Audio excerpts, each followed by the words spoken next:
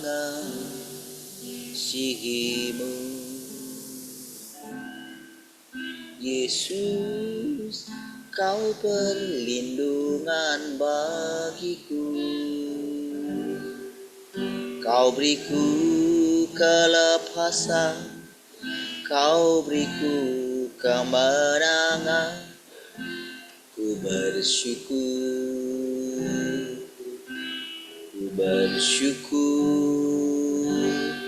padamu. Ku mengasihimu, Yesus, kau perlindungan bagiku. Kau beriku kelepasan, kau beriku kemenangan. Ku bersyukur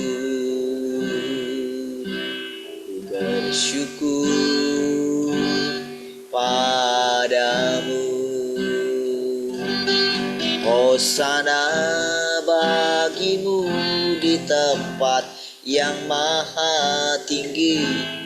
Hosana bagimu Yesus di tahta maha kudus. Ku memujimu selalu, ku sembah kau selamanya. Sungguh Yesus, ku cinta padamu.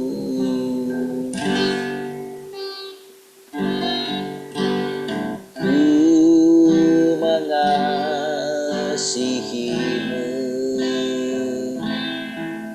Yesus, kau perlindungan bagiku. Kau beriku kelepasan, kau beriku kemenangan. Ku bersyukur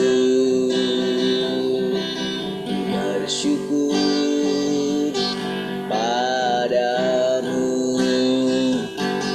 Hosana bagimu di tempat yang maha tinggi.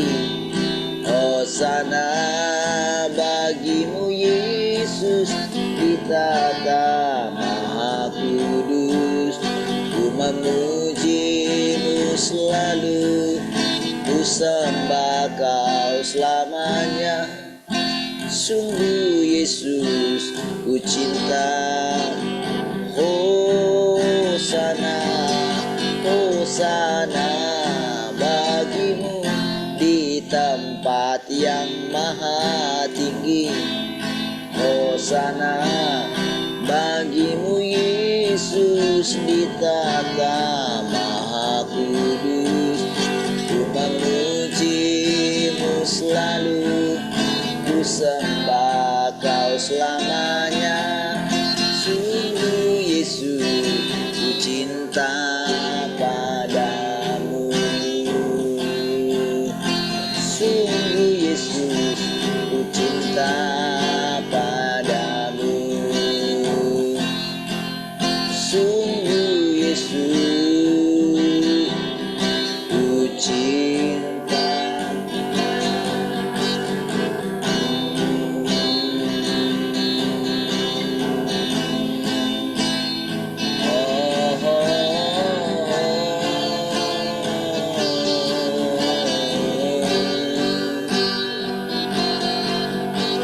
Kami mengasihimu,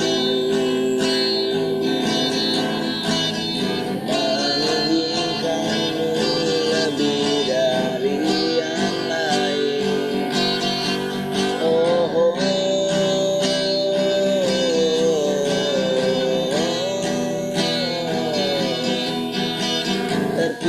terpujilah kau selamanya.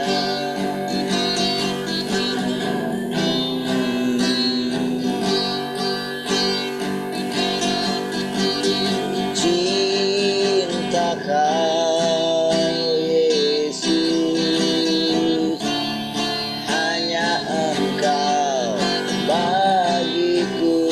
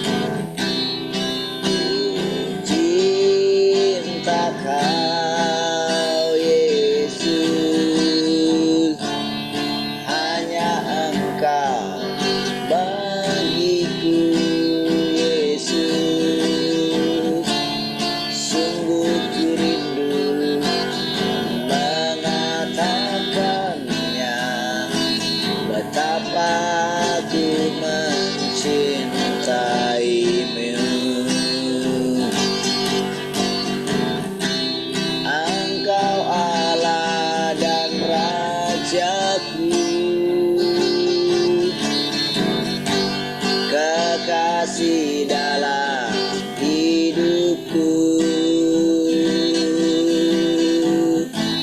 Engkau segalanya bagiku. Ku bersyukur kepadamu. Engkau Allah dan Rajaku, kekasih dalam hidupku. Engkau segalanya bagiku. Ku bersyukur kepadamu.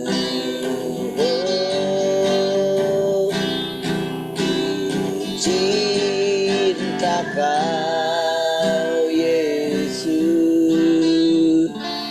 hanya Engkau bagiku Yesus.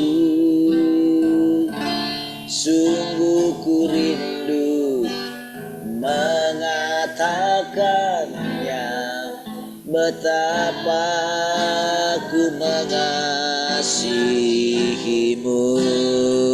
Engkau Allah, Engkau Allah dan Rajaku, kekasih dalam hidupku. Engkau segalanya bagiku.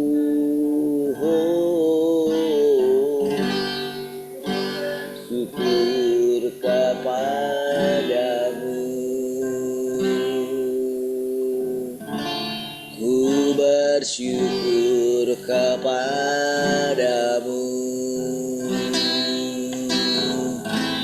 Ku bersyukur kepadamu.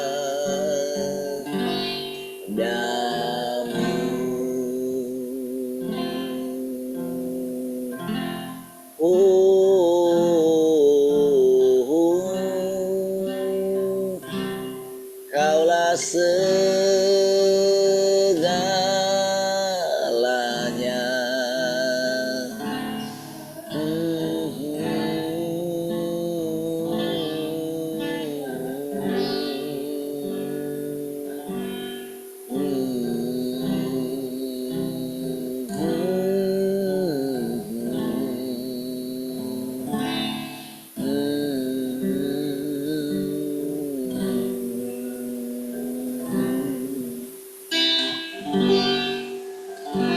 Syukur ku naikkan padamu, sembah ku hanya bagimu. Bagi anak domba yang datang jadi raja, bagi anak domba yang datang jadi raja. Syukur, syukur ku naikkan padamu, sembah ku hanya bagimu.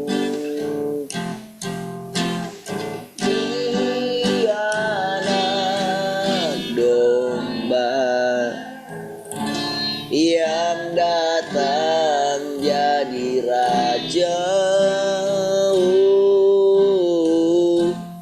bagi anak domba yang datang jadi raja,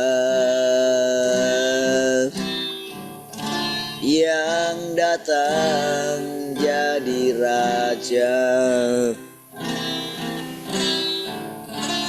yang datang jadi raja. Haleluya, kasih Tuhan. Pujilah Engkau Tuhan selama-lamanya. Kami bersyukur Tuhan pagi hari ini. Kembali kami hidupkan hati kami Tuhan, yang mendengarkan perkataan-perkataan.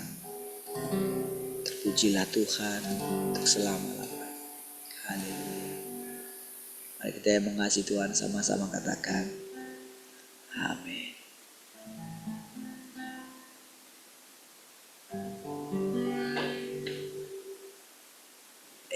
Tuhan, shalom semua, selamat pagi.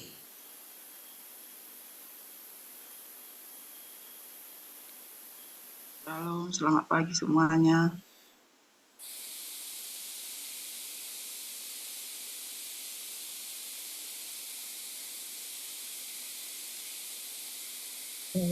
Halo, selamat pagi.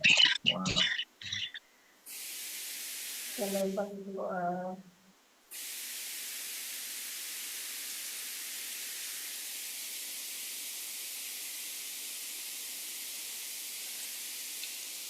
Baik, ada yang mau sharing pagi ini?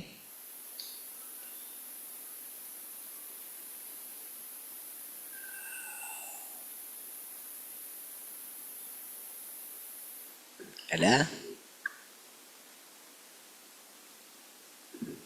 Baik.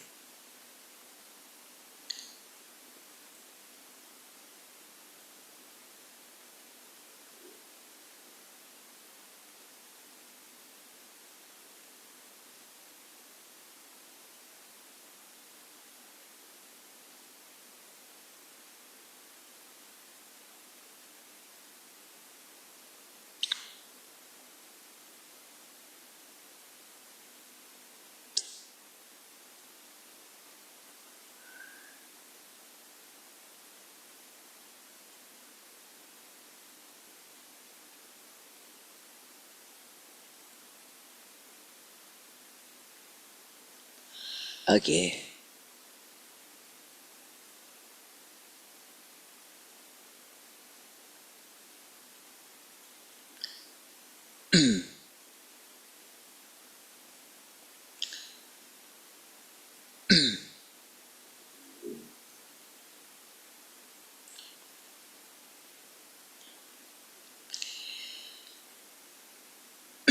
Karena fungsi yang mampu dilakukan daging terlalu kecil dan dia dapat berpotensi dibunuh sewaktu-waktu, maka orang dapat mengatakan kedatangan ini penuh dengan bahaya terbesar.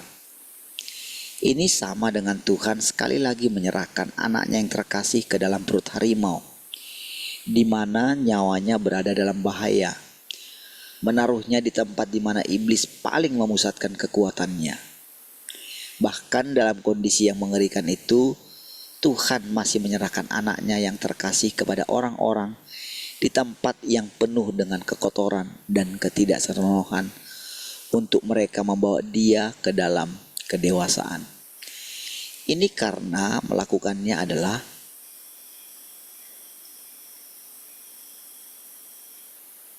satu-satunya cara untuk membuat pekerjaan Tuhan tampak pantas dan alami. Dan itu adalah satu-satunya cara memenuhi seluruh keinginan Bapa dan menyelesaikan bagian terakhir pekerjaannya di antara manusia. Makanya saudara, dikatakan sekali lagi, angkatan ini dikatakan akan menolak dia. Kan Tuhan Yesus pernah mengatakan itu ya. Yesus hanya menyelesaikan satu tahap dari pekerjaan Bapa. Karena penghalang yang dimiliki daging inkarnasi dan perbedaan dalam pekerjaan yang harus diselesaikan. Yesus sendiri tidak tahu bahwa akan ada kedatangan kembali yang kedua dalam daging. Nah, itu saudara ya.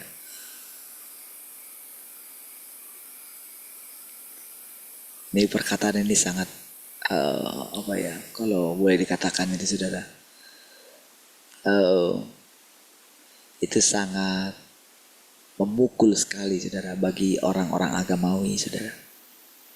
Orang-orang agamawi itu saudara adalah orang-orang yang statis gitu ya, yang mengatakan dari mulutnya menyembah Allah yang hidup, tapi pada kenyataannya menyembah Allah yang mati gitu loh. Mati maksudnya di sini adalah tidak ada perubahan lagi gitu loh. Makanya saudara, tanpa sadar Alkitab telah memenjarakan Tuhan. Itulah sebenarnya yang terjadi gitu. Ya. Nah, jadi kalau dikatakan di sini saudara, bahkan dikatakan Yesus tidak tahu gitu. Yesus sendiri tidak tahu bahwa akan ada kedatangan kembali yang kedua dalam daging. Oleh karena itu tidak ada ahli eksposisi Alkitab atau nabi yang berani dengan jelas menubuatkan bahwa Tuhan akan berinkarnasi sekali lagi pada akhir zaman, yaitu Dia akan datang menjadi daging sekali lagi untuk melakukan bagian kedua dari pekerjaannya dalam daging. Nah, makanya saudara, tentang Wahyu pasal 12 itu saudara, makanya di situ sebetulnya orang pasti mengatakan anak laki-laki itu adalah Yesus kembali, dan yang melahirkan itu ya Maria. Makanya ya sedikit tambahan itu mengatakan Israel yang akan melahirkan gitu loh, melahirkan gereja. Jadi tetap sifatnya itu bagi para ahli Alkitab itu saudara ya, mereka yang meneliti Alkitab menganggap bahwa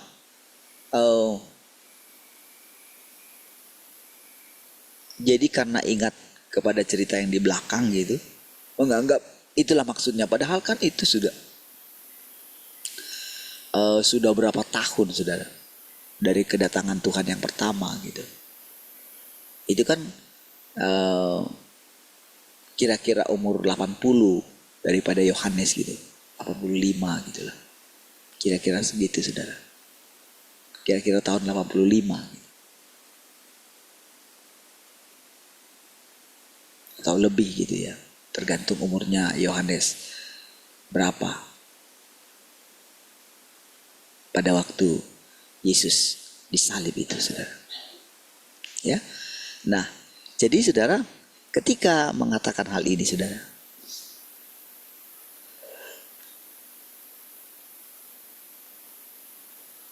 maka benar-benar saudara kita sedang dibawa untuk mendengarkan Tuhan itu sendiri, karena kita tidak lagi terlalu dibatasi oleh Alkitab gitu. Tetapi bukan berarti kita sedang keluar jalur, bukan gitu. Mengenai hal yang kita alami sekarang, ya ada juga sedikit banyak dinubuatkan gitu. Cuman karena memang sifat manusia yang tidak berani maju ke depan gitu ya, maka sulit sekali mengalami perubahan-perubahan. Tidak mengherankan, tunggu ya. Oleh karena itu, tak seorang pun yang menyadari bahwa Tuhan sudah sejak lama menyembunyikan dirinya sendiri dalam daging gitu. Ya karena itu memang kan. Jadi makanya sebetulnya dia sudah lama menyembunyikan diri dalam daging katanya gitu saudara. Berarti saudara, sudah banyak hal saudara dia itu menyamar sebetulnya gitu. Namun kan karena memang kesadaran manusia itu, wah boleh dikatakan kan sangat eh, sangat kuat sekali kalau saudara kita ingat ya masa-masa kegelapan gereja gitu. Bayangkanlah saudara, dari tahun 300 saudara ya, itu sudah terpencar kemana-mana. Itu sebabnya ada banyak sekali aliran gitu saudara. Sampai ke tahun 1500 itu saudara ya. Ke tahun 1500 itu, bayangkan itu masa kegelapan yang luar biasa gitu.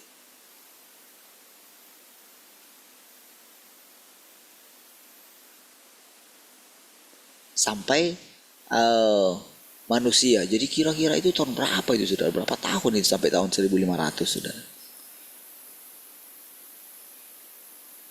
Cukup lama. Barulah pelan-pelan kayak lahir kembali gitu. Itu pun saudara terjadi lagi saudara. Dari zaman itu ke zaman yang lain, ke zaman ini, ke zaman itu gitu ya. Terus down lagi gitu. Terus gitu kan, naik lagi.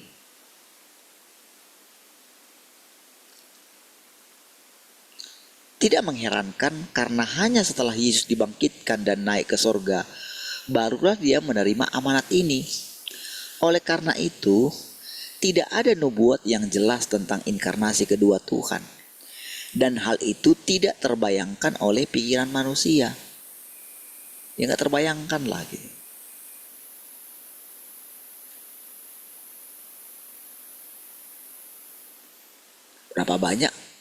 Berapa banyak orang yang takut sesat kan gitu kan.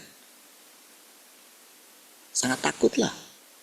Karena bayangannya nanti kalau sesat, wah akan menerima hukuman yang paling berat gitu loh. Jadi misalnya kalau Tuhan itu datang dalam daging seseorang gitu. Gitu kan.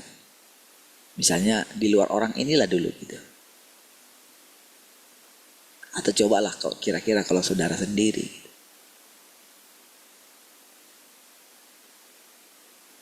Berbeda dari semua orang yang ada di muka bumi ini. Bagaimana? Kan gitu kan saudara? Itu sungguh cobaan yang luar biasa saudara. Makanya dengan mengucapkan perkataan-perkataan ini saudara, wah itu tidak populer saudara. Tapi saudara, dia, saya yakin saudara, karena orang ini pasti sangat mengasihi Tuhan.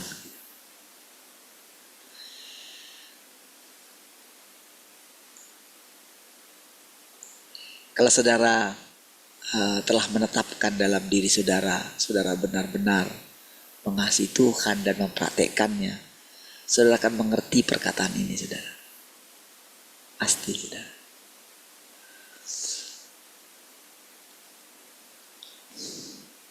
Pada banyak kitab nubuatan dalam Alkitab, tidak ada kata-kata yang menyebutkan hal ini dengan jelas. Namun ketika Yesus datang untuk bekerja, telah ada nubuat yang jelas yang mengatakan bahwa seorang perawan akan mengandung dan melahirkan seorang putra, yang berarti bahwa dia dikandung melalui Roh Kudus.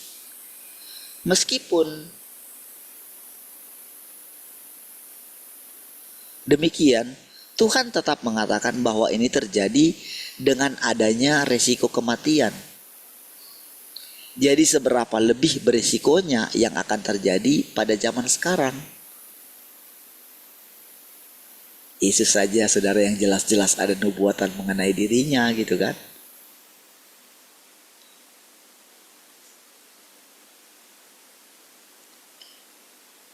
Akan dikandung oleh seorang perawan gitu kan. Itu kan jelas sekali saudara dalam Alkitab gitu. Tapi bagaimana orang-orang di zaman itu sulit untuk mempercayainya. Apalagi dengan yang sekarang. Langsung semua dites pakai Alkitab saudara. Nggak ada hula. Ya hanya sedikit dan itu ya mungkin kurang kuat lah gitu.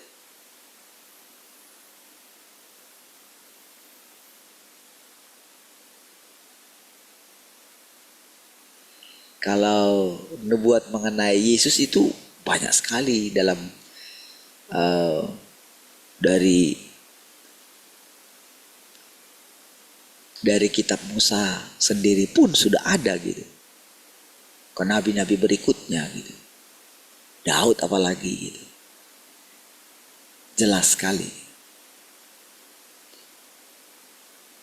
Apalagi Daud juga boleh dikatakan ketika dia bernubuat itu karena dia berbicara mengenai keturunannya gitu kan, akan dikokohkan katanya gitu. Kerajaan akan kokoh selama-lamanya. Wah, semangatlah dia gitu. Apalagi ketika Abraham mengatakan oleh keturunanmu katanya. Makanya dia menantikan dengan sangat gitu kan. Makanya dikatakan, Yesus mengatakan, Abraham bersuka cita melihat hariku.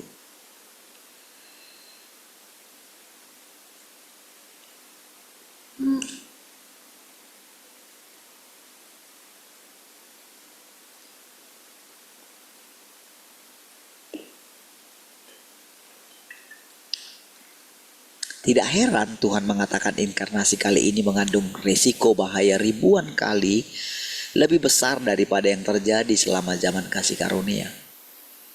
Di banyak tempat Tuhan telah bernubuat bahwa dia akan mendapatkan sekelompok pemenang di tanah Sinim. Karena di belahan timur dunia itulah para pemenang akan didapatkan. Maka tempat di mana Tuhan menginjakkan kaki dalam inkarnasinya yang kedua tanpa diragukan lagi adalah tanah Sinim.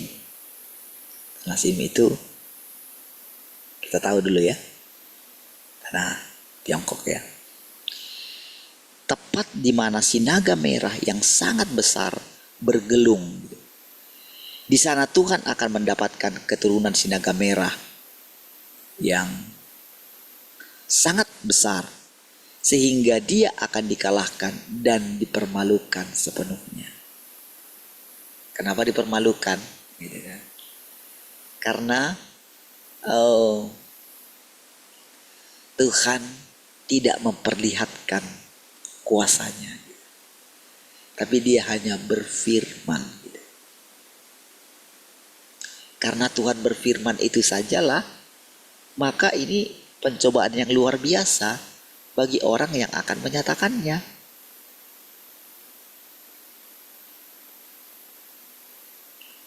Saudara memiliki kuasa itu, saudara, itu sesuatu yang sangat indah gitu loh, saudara.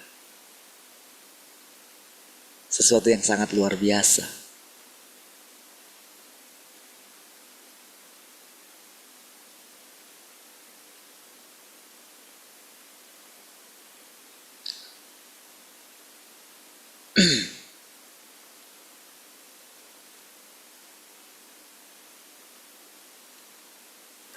Makanya saudara, kenapa dikatakan saudara, sangat dipermalukan gitu saudara.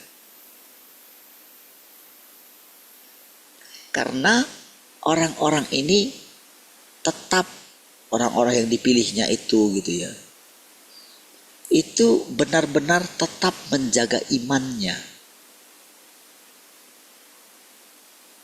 Di tengah keadaan yang boleh dikatakan saudara, yang menuntun mereka itu adalah di dalam gitu. Jadi tak ada hal supranatural gitu. Kalau di zaman yang lampau saudara, mereka itu benar dimanjakan dengan hal-hal supranatural gitu. Kalau saudara lihat kegerakan-kegerakan gitu ya, saudara kan melihat bagaimana hal-hal supranatural terjadi saudara. Dan itu sangat membuat euforia yang sangat luar biasa gitu. Lihatlah bagaimana saudara dengan sombongnya saudara. Mungkin gereja-gereja mungkin yang berdiri dengan megah gitu kan. dengan mengandalkan lawatan-lawatan Tuhan. Kita ingat itu, saudara. Tetapi dengan sekarang ini, saudara, tanpa adanya orang melihat Tuhan secara supranatural gitu, tapi mereka justru sangat mengasihi Tuhan gitu. Ya, ada satu masa yang sangat luar biasa di zaman sekarang ini, saudara. Saudara sendiri akan membuktikannya. Betapa, seperti lagu tadi, Engkau Allah dan Rajaku, kekasih dalam hidupku, Engkau segalanya bagiku, ku bersyukur kepadamu. Saudara, pada masa sekarang ini, saudara, kita menyanyikannya itu, saudara. Tentu, saudara, berbeda dengan masa-masa yang lampau, saudara. Berbedanya adalah secara diam-diam di dalam diri kita ini, Roh Kudus meneguhkan hati kita, saudara. Iya, itulah yang terjadi, saudara. Pasti saudara akan mengakuinya juga gitu. Dan rasanya, saudara, setiap hari, saudara, kita dipenuhi dengan sukacita dari Tuhan gitu. Semangat untuk mencari Tuhan setiap pagi gitu. Iya kan? Enggak pernah, saudara, kita mengalami seperti ini. Hal yang luar biasa gitu, setiap hari. Dan rasanya di dalam diri kita ini, saudara, banyak sekali janji-janji gitu. Dan rasa-rasanya gitu ya,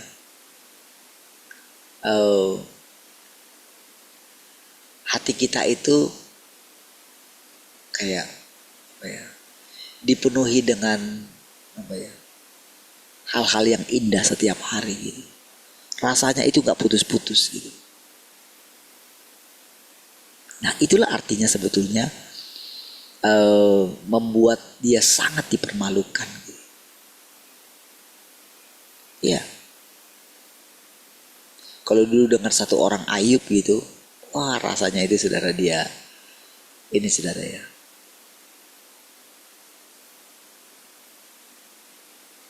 Kan dia sudah memiliki semuanya gitu. Umat manusia kan. Tidak ada orang seperti Ayub, saudara. Berarti, saudara, semua yang lain kecuali Ayub telah diserahkan kepada iblis. Dan dia itu gak pernah merasa puas, saudara. Iblisnya kan. Cobalah lihat, kira-kira Tuhan ngomong kayak gitu. Kalau mau, bagaimana kita melihat iblis itu dipermalukan ya. Dia, Tuhan itu kayak bilang kayak gini sama iblis itu. Sudah semua pun sama kamu gak puas kan? Satu-satunya Ayub ini yang kumiliki pun masih kamu inginkan kan?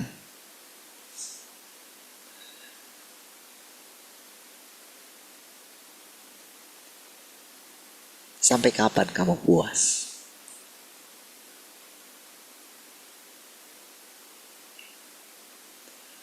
Apalagi, saudara, dengan orang-orang ini, saudara. Wah, selama ini, saudara, sudah dibuat dia satu sistem gitu.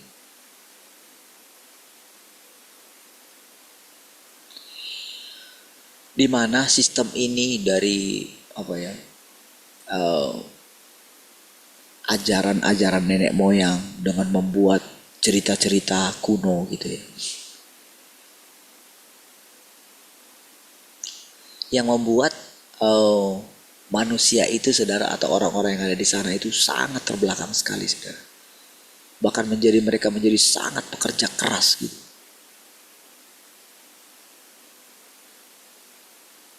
Coba lihat bagaimana mereka tinggal di Wah, pegunungan-pegunungan, bahkan ada yang sampai harus untuk menaikinya, tangganya luar biasa ngerinya, saudara. Mereka tekun melakukannya.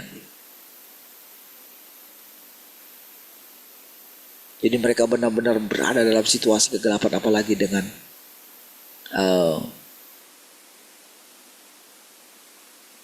partai komunis yang berkuasa, saudara. Wah, benar-benar itu mereka sangat tertindas di sana, saudara. Tetapi saudara, ketika datang firman Tuhan ini, saudara, wah, itu benar-benar ketika di mana-mana terjadi pengenalan akan Tuhan. Gitu.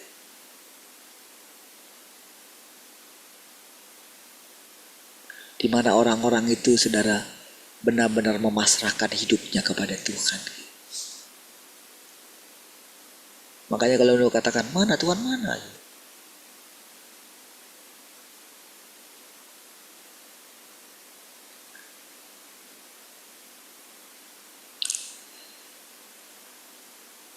Tuhan akan membangkitkan orang-orang ini yang terbebani dengan penderitaan untuk membangunkan mereka sampai mereka benar-benar terbangun dan membuat mereka berjalan keluar dari kabut dan menolak sinaga merah yang sangat besar.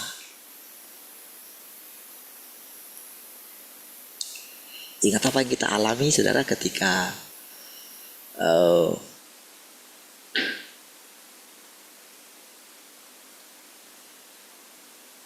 kita mengalami penolakan besar gitu ya, ketika di masa kemarin, saudara ya, bagaimana saudara mempertahankannya gitu. Ingat kan? Secara diam-diam, saudara, Tuhan menghibur kita gitu, dengan tetap kita ini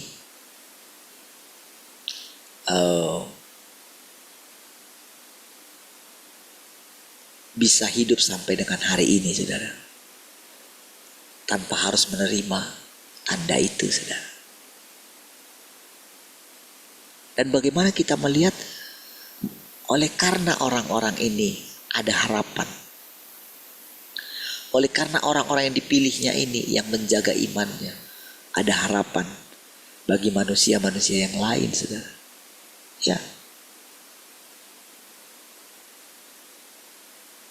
Walaupun kita mungkin tidak secara spesifik mendoakannya gitu kan. Tapi dengan firman yang kita terapkan, saudara. Saudara, orang ini mungkin tidak tahu apa yang akan terjadi dengan dunia ini, bagaimana Tuhan bergerak oleh karena ketaatan mereka. Ketika mereka menerapkan firman, makan firman, mempersekutukan firman, ternyata diam-diam kilat itu telah memancar, saudara, ke belahan dunia, ke belahan bumi yang lain, saudara. Karena mereka pernah tahu tentang kita, saudara. Ya, mungkin mereka pikir ya hanya kami atau di mana gitu. Tapi ternyata, saudara, pekerjaan ini sudah menyebar kemana-mana. Tak terbendung lagi, saudara. Inilah kepanikan, saudara, yang sangat luar biasa di pihak iblis, saudara. Karena tidak tahu, bahkan kita sendiri, saudara, bagaimana Tuhan meyakinkan kita, akulah dia gitu. Ketika Tuhan mengatakan itu, saudara. Ya, seberapa kuat pun saya mempertahankan nyawa saya, ternyata, saudara, ketekunan yang luar biasa dari Tuhan gitu telah menaklukkan masing-masing kita, saudara. Ya kan, saudara? Rasanya, saudara, mau gimana pun kita mempertahankan, kita mencoba membuat apa ya, ya kayak ada kompromi-kompromi kecil lah gitu. Tapi saudara, setiap hari entah kita nggak tahu gimana caranya ya.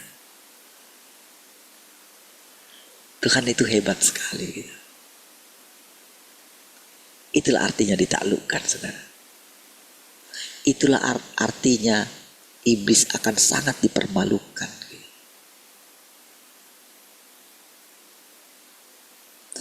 Orang-orang itu saudara tidak membayangkan mahkota kehidupan, tidak. Walaupun saudara, tadinya saudara, mereka itu rasanya apa ya? Apalagi ketika mereka sendirian ya. Ketika mereka di penjara, ketika ya mereka mengalami kesusahan yang luar biasa. Mereka teringat kepada keluarga mereka, saudara. Mereka teringat kepada masa depan mereka yang tidak menikah, gitu, saudara. Oh, air mata mereka berlinang, saudara. Apalagi mengenai nasib mereka. Tidak ada yang tahu gitu. Kadang mereka membela diri juga, saudara, dengan penuh keberanian.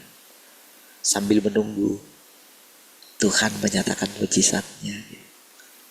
Karena kan cerita-cerita tentang Watchmen nih, bagaimana mereka lepas. Bagaimana orang-orang satu penjara itu bertobat, saudara. Itu kan banyak sekali kisah itu, saudara. Sungguh sangat fantastis. Tapi saudara, mereka tidak mengalaminya.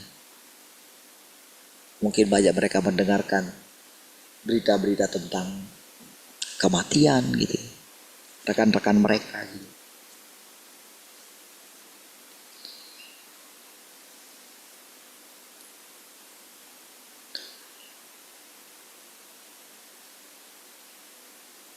Rasanya saudara, pertolongan bagi mereka itu tidak kelihatan.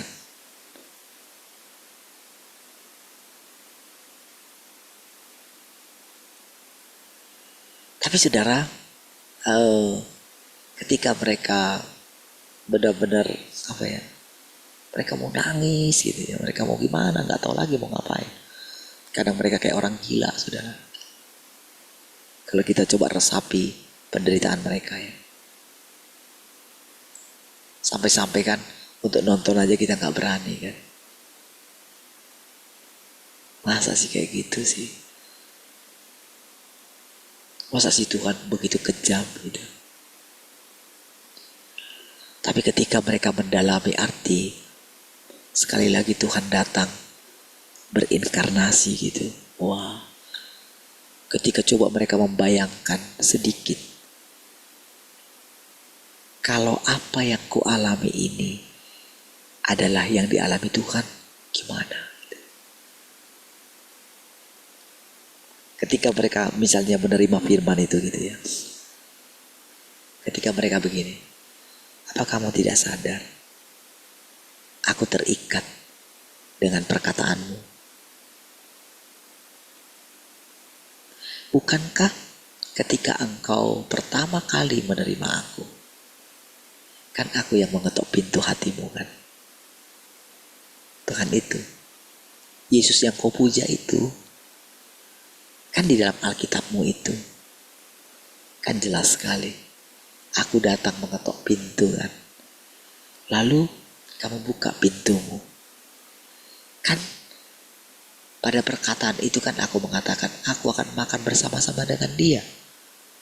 Bersama-sama dengan kamu kan. Jadi ketika sekarang engkau menerima semua ketidakadilan ini, cobalah kamu bayangkan, aku yang maha kuasa menerima segala ketidakadilan ini dari ciptaanku sendiri. Kira-kira bagaimana? Wah, inilah yang membuat mereka, saudara, benar-benar nangis sekuat-kuatnya, sejadi-jadinya. Tadinya mereka mungkin berontak sama seperti kita.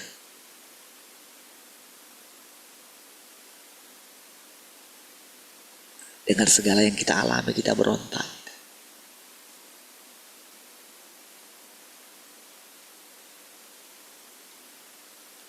Tapi ternyata Tuhan mengatakan kepada kita, Bukankah aku ada di dalammu?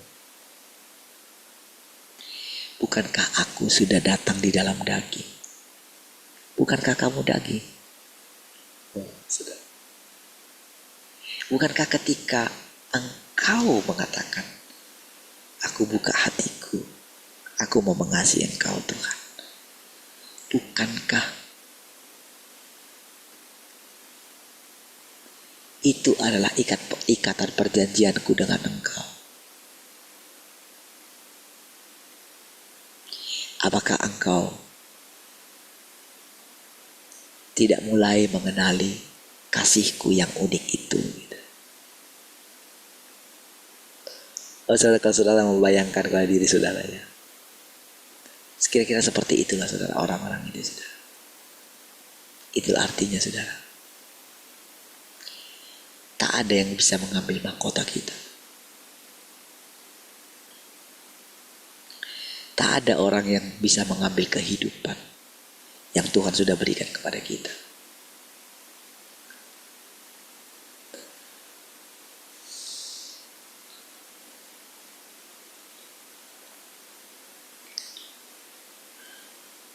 Membangunkan mereka sampai membuat mereka berjalan keluar dari kabut.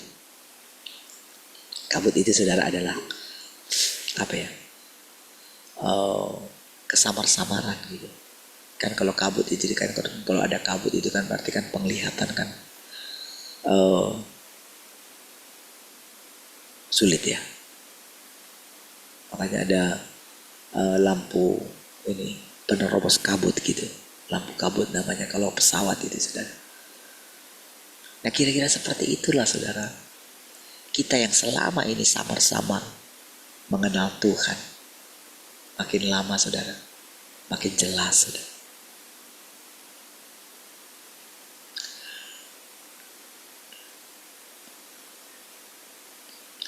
Mereka akan terbangun dari mimpi mereka, mengenali hakikat si naga merah yang sangat besar. Menyadari gitu. Mulai bisa mengenali.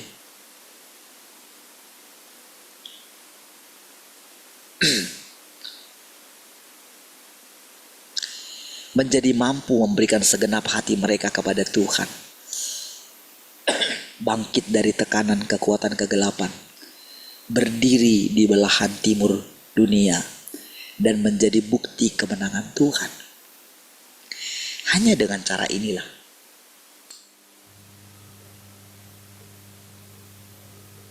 Tuhan akan mendapatkan kemuliaan. Karena alasan ini saja Tuhan membawa pekerjaan yang berakhir di Israel ke negeri di mana si naga merah yang sangat besar bergelung dan hampir 2000 tahun setelah kepergiannya telah datang sekali lagi dalam daging untuk melanjutkan pekerjaan zaman kasih karunia. Di mata manusia Tuhan sedang memulai pekerjaan yang baru dalam daging. Namun dalam pandangan Tuhan, Dia sedang melanjutkan pekerjaan zaman kasih karunia. Tetapi hanya setelah selang beberapa ribu tahun dan hanya dengan perubahan lokasi dan program pekerjaan. Walaupun gambar yang diambil tubuh daging dalam pekerjaan sekarang ini tampak sangat berbeda dengan Yesus, mereka berasal dari hakikat dan asal yang sama. Dan mereka, perhatikan saudara, perubahan kata M di situ saudara ya. M-nya di situ saudara bukan huruf kecil ya. M-nya di situ huruf besar. Itu untuk menyatakan bahwa mereka di situ adalah Allah itu sendiri. Gitu ya. Mulai lihat ya bagaimana cara menjelaskannya. Mulai kita melihat bagaimana korelasinya dengan yang diucapkan oleh guru kita dulu saudara.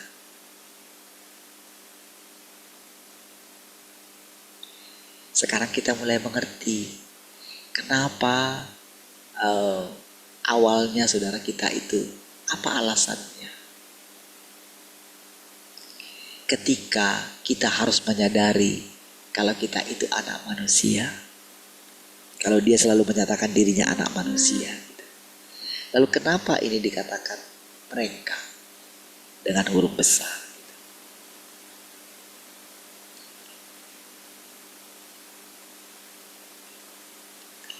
Saudara, dulu ini misteri, saudara.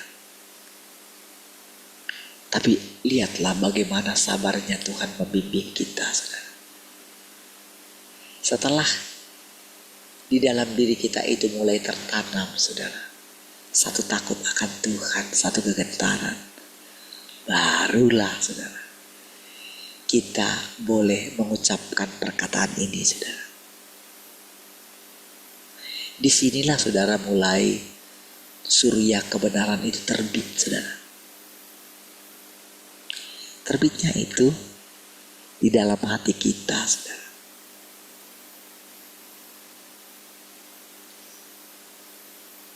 Disitulah yang tadinya Yesus yang samar-samar itu, atau Bapa yang samar-samar itu, mulai kelihatan makin lama, makin jelas. Makanya saudara, kita ini hidup. Makanya dulu Paulus mengatakan itu kan, tanpa kita mereka tidak sampai kepada kesempurnaan. Sama. Jadi semakin ke depannya, saudara, manusia ini makin lama makin disempurnakan gitu. Tentu saudara, dengan kita mendengarkan semua firman ini, tentu kan gak ada lagi kan yang akan meninggikan dirinya kan. Ada yang berani kah gitu? Kalau saudara melihat kehidupan saudara selama ini, sedangkan Paulus saja mengatakan dirinya manusia celaka, masa kita lebih baik dari Paulus? Tetapi saudara, bagaimana Tuhan mengangkat kita gitu. Coba perhatikan ini.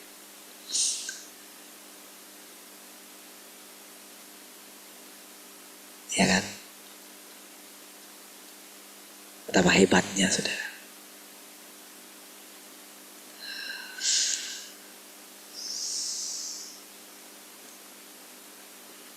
Mereka berasal dari hakikat dan asal yang sama, dan mereka berasal dari sumber yang sama. Ibaratnya, saudara, kalau saudara membandingkan keduanya ini, saudara, mereka tak bisa dibedakan lagi.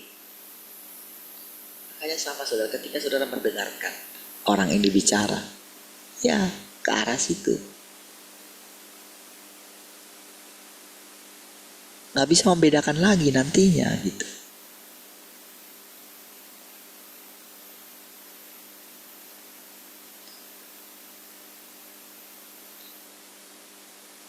Iya. Semuanya akan mencapai itu. Semuanya kita pasti akan merindukan itu, saudara. Di dalam saudara pasti ada yang seperti itu gitu. Karena saudara memakan daging yang sama, memakan firman yang sama.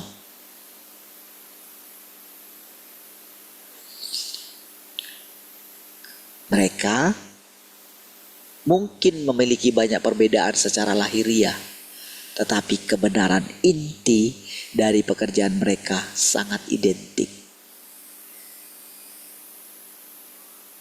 Saudara lihat kata mereka itu, saudara. Saya baru saja, saudara, menemukan kata ini, saudara.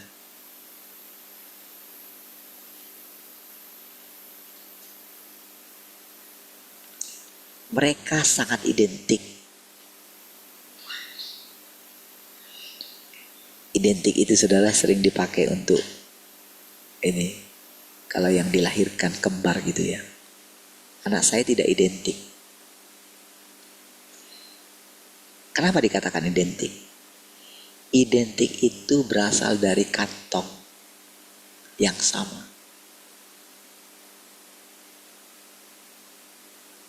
Jadi yang identik itu sebetulnya bisa indikasi dia itu akan kayak kembar siam gitu.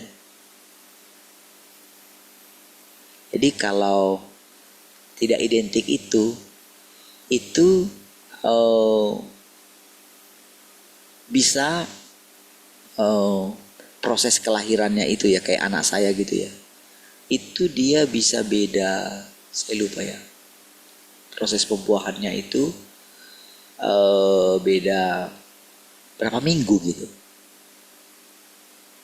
Makanya di kantong yang berbeda gitu. Nah kalau yang identik tidak, di kantong yang sama. Ya tentu di rahim yang sama kan, tapi kantongnya itu beda gitu. Makanya kalau yang ini katakan mereka sangat identik gitu. Nah kira-kira itulah gambarannya. Di kantong yang sama. Ya. Bagaimanapun juga kedua zaman ini sangat berbeda. Bagaikan siang dan malam. Bagaimana bisa pekerjaan Tuhan mengikuti pola yang tidak berubah? Atau bagaimana bisa tahap yang berbeda dari pekerjaannya saling menghalangi satu sama lain? Bisa orang dari sumber yang sama. Yesus mengambil rupa seorang Yahudi, menyesuaikan diri dengan pakaian orang Yahudi, dan bertumbuh dewasa dengan memakan makanan orang Yahudi. Hidup dengan pola pikir bagaimana mereka adalah bangsa pilihan Tuhan. Sementara yang ini jauh sekali saudara. Dia tumbuh di tengah-tengah bangsa yang sangat menolak Tuhan. Ya.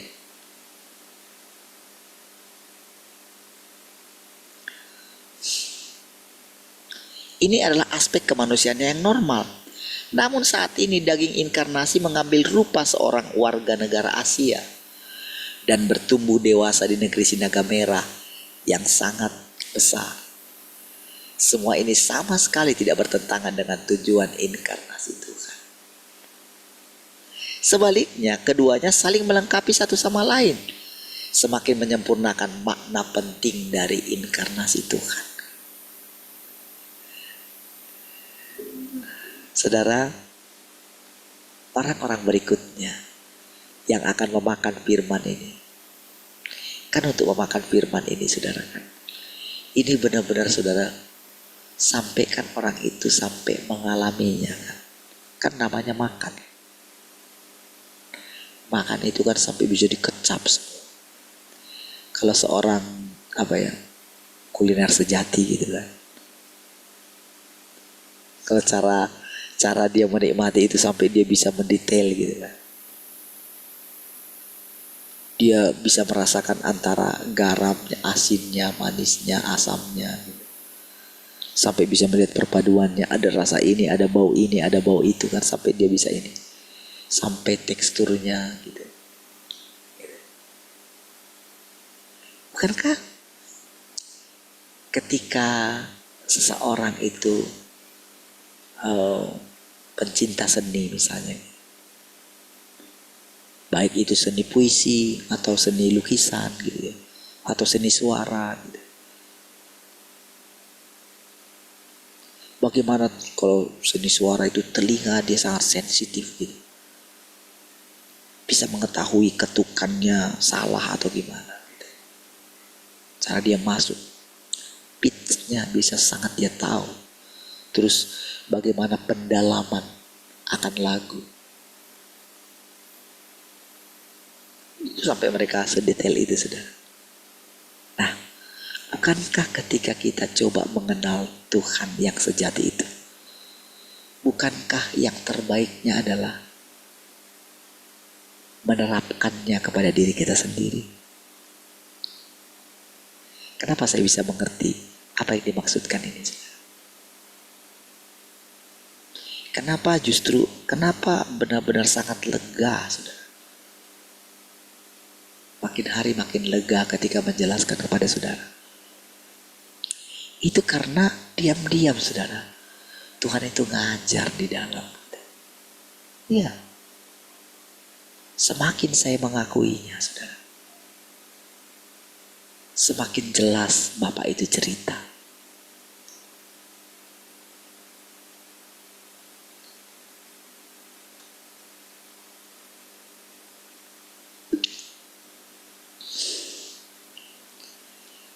Coba saudara nanti saudara bayangkan ya.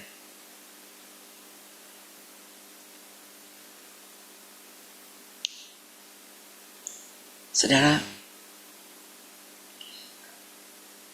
Tuhan tidak pernah diambil dari hati saudara.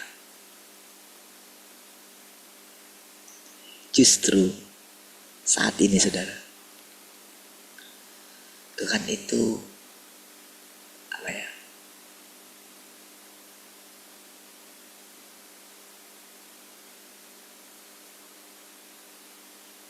Makin hari makin jelas dinyatakan. Itulah sebetulnya yang sedang kita alami gitu.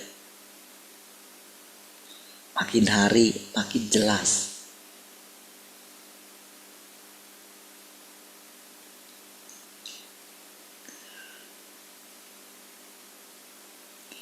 Karena daging inkarnasi disebut sebagai anak manusia atau Kristus, penampilan lahiriah Kristus masa kini tidak bisa dibicarakan dengan istilah yang sama seperti Yesus Kristus.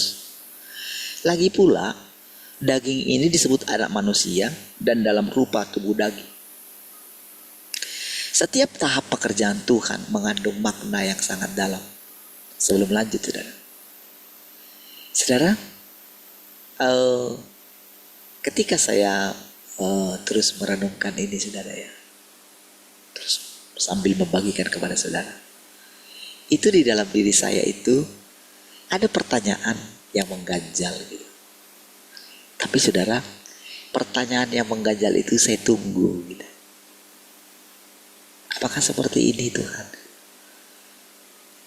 Itu saya tunggu gitu. Saya sabar nunggunya dan saya yakin saudara, nanti akan Tuhan jelaskan gitu. Jadi ketika di satu bagian firman Tuhan tiba-tiba pertanyaan saya yang saya sebetulnya tidak ucapkan kepada Tuhan gitu, hanya ada dalam hati saya gitu. Saya nggak berani mengucapkannya, saya takut salah gitu. Jadi ketika nanti satu saat dari penjelasan ini saudara menjawab pertanyaan saya yang dulu dan ternyata sesuai dengan apa yang saya pikirkan gitu ya. Saya, oh iya ya. Jadi disitulah saudara saya itu makin lama makin ini makin apa ya, berani aja terus berjalan gitu bersama dengan dia gitu.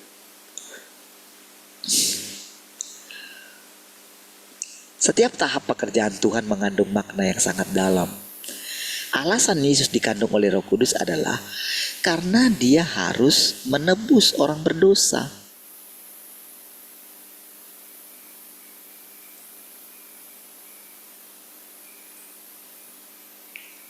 Ya untuk menebus orang berdosa, masa pakai orang berdosa? Masa pakai orang yang dirusak? Ya nggak bisa lah. Gitu. Kan harus pakai barang yang berharga, emas yang murni.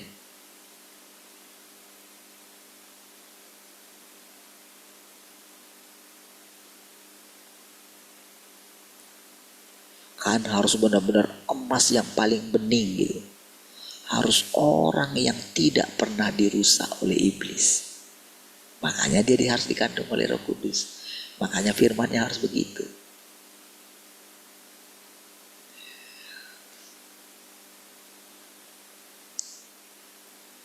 Lalu lihat, makanya kan kalau kita lihat kan berarti kan dia harus dari orang yang ditebus.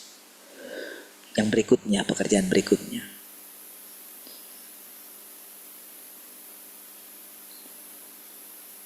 Jadi dia harus tanpa dosa. Namun pada akhirnya ketika dia dipaksa menjadi serupa dengan daging yang berdosa, dipaksa.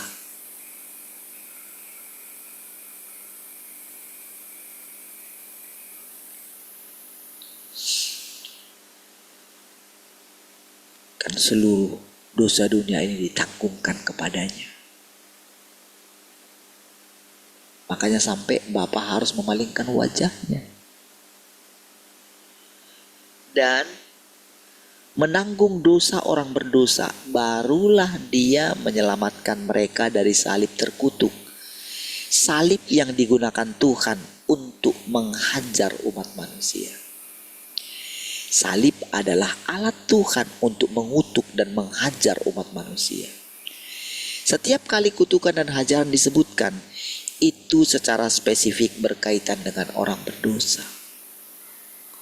Makanya setiap kali saudara kita merayakannya, saudara, kalau saudara ini ya mengingat gitu ya. Setiap kali saudara mengadakan perjamuan kan mengingat dia katanya. Pasti kita akan merasa akan teringat segala dosa-dosa kita. Makanya kan lagu-lagunya ya seputaran di situ gitu.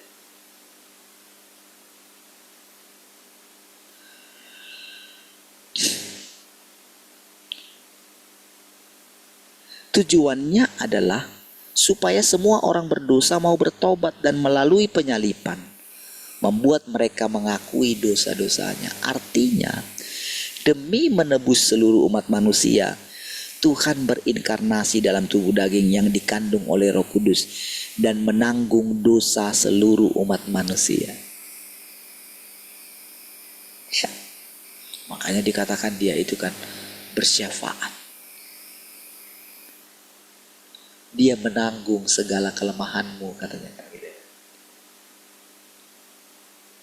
Dengan keluhan-keluhan yang tidak terucapkan katanya. Ingat itu?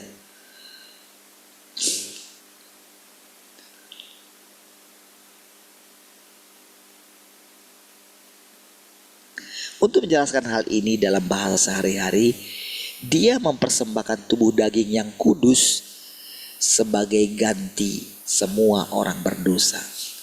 Di mana ini sama dengan Yesus yang diposisikan sebagai korban penghapus dosa di hadapan iblis dan meminta iblis untuk mengembalikan kepada Tuhan seluruh umat manusia yang tidak bersalah yang ada di bawah kakinya. Itulah sebabnya mengandung oleh Roh Kudus diperlukan untuk menyelesaikan tahap pekerjaan penebusan ini. Saudara, saya harap saudara itu berani ini ya, meluangkan waktu gitu untuk merenungkan ini saudara. Membacanya gitu. Coba merenungkan makna yang sangat dalam ini saudara.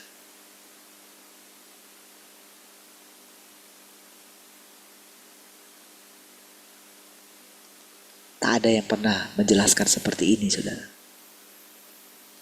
Secara gamblang gitu. Tak ada. Saya gak pernah bisa menemukan satu penjelasan yang sangat luar biasa seperti sekarang ini saudara. Jadi ketika menyanyikan lagu-lagu tentang pengorbanan Tuhan tentang itu, sekarang ini makin jelas artinya gitu.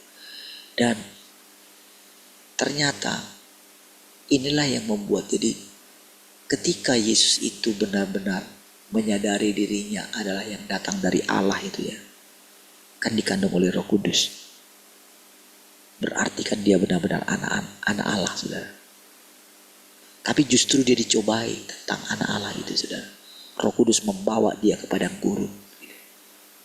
Lihat itu saudara. Dan dia harus, jadi ketika dia dicobai itu kan dia saudara, apa yang dipertahankan dia?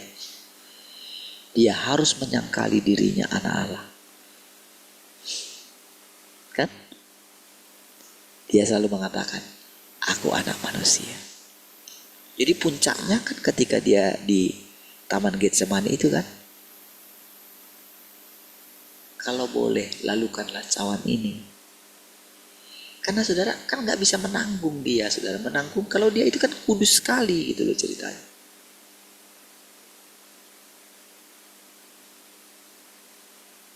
Bayangkan sesuatu yang sangat kudus gitu saudara.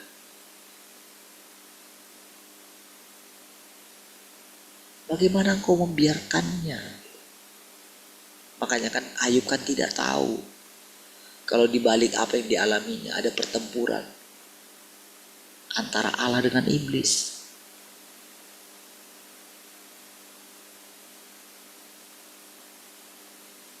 Dia tidak sadar kalau dia itu benar-benar adalah satu-satunya miliknya Allah pada waktu itu, saudara. Dia tidak pernah tahu itu, saudara. Barulah setelah disingkapkan itu, saudara. Oh, tutup mulutnya dia, saudara. Gak berani dia. Saya yakin, saudara, walaupun saudara tidak dicatat lagi, saudara, bagaimana hidup Ayub berikutnya, saudara. Tapi saya sangat yakin sekali, saudara, ketika dikatakan dia masih punya kekuatan, dia punya anak-anak dan cucu, dia bisa melihat dan dia masih membagikan warisannya kepada anak-anaknya itu semua, saudara. Bagaimana anak-anaknya menjadi anak-anak yang paling indah gitu ya, paling cantik gitu. Tentu saudara kita boleh melihat bagaimana hubungannya dengan Tuhan pada waktu itu sangat luar biasa. Ya. Membuat dia benar-benar benar-benar menikmati keindahan Tuhan, saudara. Saya sangat yakin, saudara. Saya bisa bayangkan kehidupannya gitu. Ketika dia tutup mulut.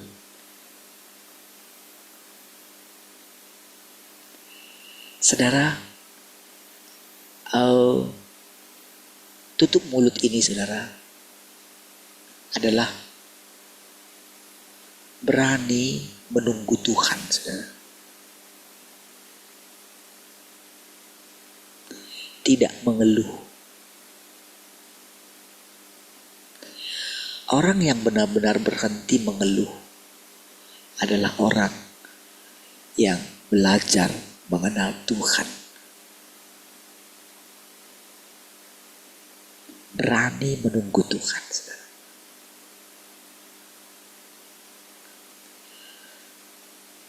Maka kita akan melihat keindahannya. Kita akan bisa menikmati kehidupan, keindahan seperti yang dialami oleh Ayub, saudara. Di tengah penderitaan. Tapi penderitaannya itu berakhir.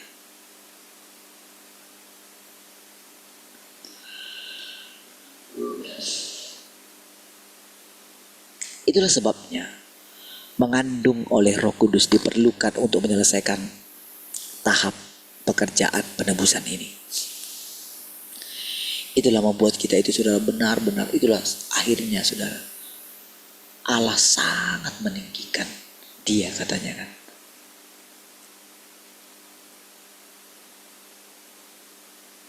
Dan mengaruniakannya kepadanya nama di atas segala nama. Itulah yang membuat, saudara, nama Yesus itu, saudara, sampai beberapa generasi, saudara, sampai kedatangan pekerjaan yang berikutnya.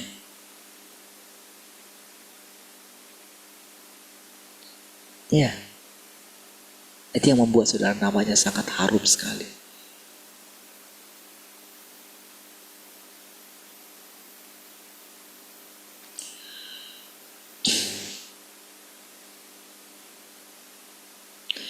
Ini adalah syarat yang diperlukan sebuah perjanjian damai dalam peperangan antara Bapa dan iblis. Itu sebabnya setelah Yesus diserahkan kepada iblis, barulah tahap pekerjaan ini selesai. Meskipun demikian, pekerjaan penebusan Tuhan saat ini telah mencapai tingkat kemuliaan yang sebelumnya tak tertandingi. Dan iblis tidak memiliki dalih lebih lanjut untuk mengajukan tuntutan, sehingga Tuhan tidak perlu lagi dikandung oleh Roh Kudus untuk berinkarnasi. Gak bisa lagi dah. Udah kok, udah disalibkan. Apalagi yang kamu minta? Udah. Itu benar-benar kan. Jadi kalau istilahnya begitu sejarah itu saudara, jadi begitu dikumandangkan saudara, apalagi yang kamu minta.